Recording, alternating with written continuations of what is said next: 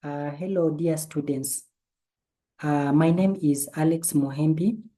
I teach business studies, and I welcome you to this interesting lesson. So in our today's lesson, I will share what we are going to be covering, and I want to once again welcome you to this lesson. So let me share what we are going to be covering. Oh, okay, it is here I've shared. So our lesson for today is about business studies form 2, and we are still covering the topic warehousing, and where we are going to look at today is on the advantages and the disadvantages of a bonded warehouse. Remember, in our previous lesson, I introduced something to do with a bonded warehouse, which, as I said, it is a type of a warehouse where imported goods are stored until custom duty is paid. So in our today's lesson, I simply want us to look at the advantages of a bonded warehouse to the importer. And later on, we are going to also to be covering on the disadvantages of a bonded warehouse. So when you look at the advantages of a bonded warehouse, we are simply looking at the benefits of a bonded warehouse. And here we are specifically with the importer. How does the importer benefit from a bonded warehouse? So number one, the importer can prepare the goods for sale while still in the warehouse. Yes, so the importer is able to prepare the goods for sale while they are still in the warehouse. The importer can also look for the market before paying the custom duty. So it means that before the importer pay the custom duty, he or she can look for the market for the buyer of the goods that are stored in a bonded warehouse. The other advantage is that some goods, they lose weight while still in the warehouse. Therefore, the importer pays less duty in case duty is based on the weight of the goods. So we are having here that some goods, they lose weight while they are in the bonded warehouse. And in this case, if the duty is based on the weight of the goods, then the importer will have to pay less. And this one is an advantage to the importer.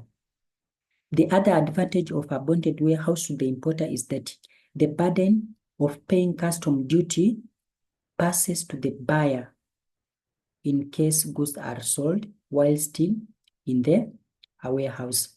So in this case, the person who is buying goods from the warehouse will have to pay the custom duty, and this one will be an advantage to the importer.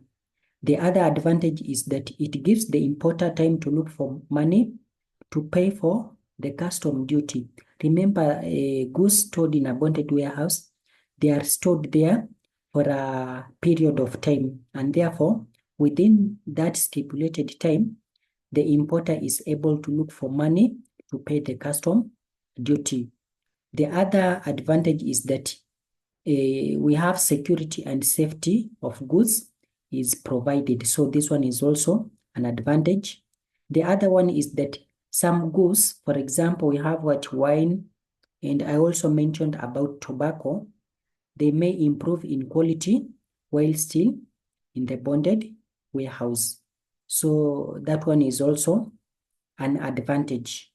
The other advantage, which is here, is that storage space in the bonded warehouse is always available. So storage space is not lacking. It is always available in the bonded warehouse.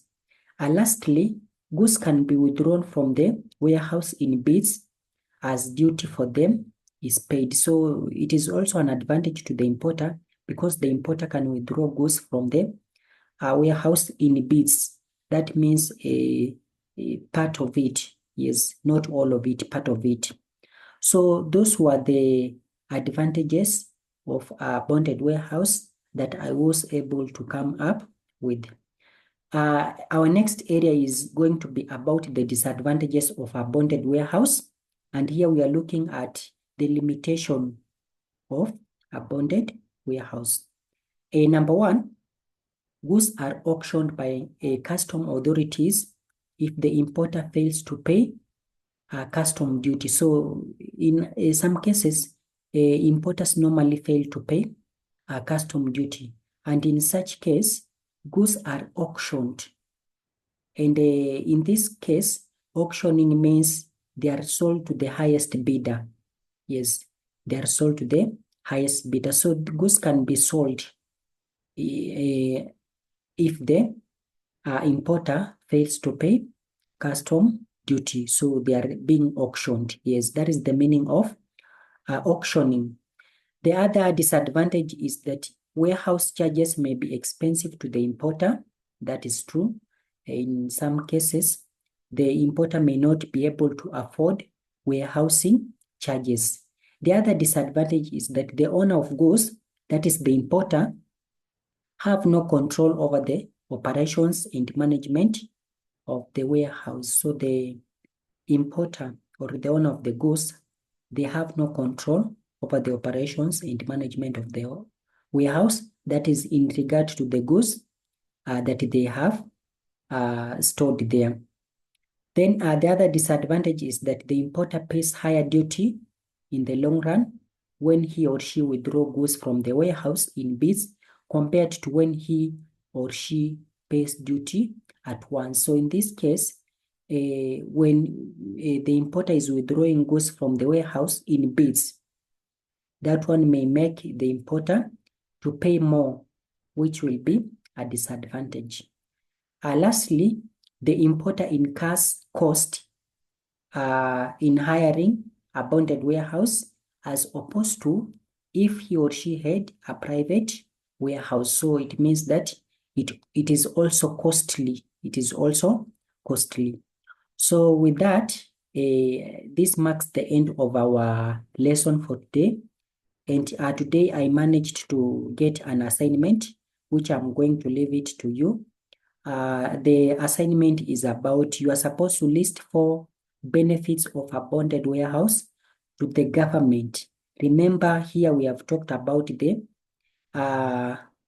benefit or the advantages of a bonded warehouse to the importer. So in this case, I want you to go and look at the benefits or the advantages of a bonded warehouse to the government. And with that few remarks, this marks the end of our lesson. I want to thank you for watching, and I also am urging you to subscribe to my channel for more updates. Otherwise, I want to wish you all the best. Have a nice time. Thank you.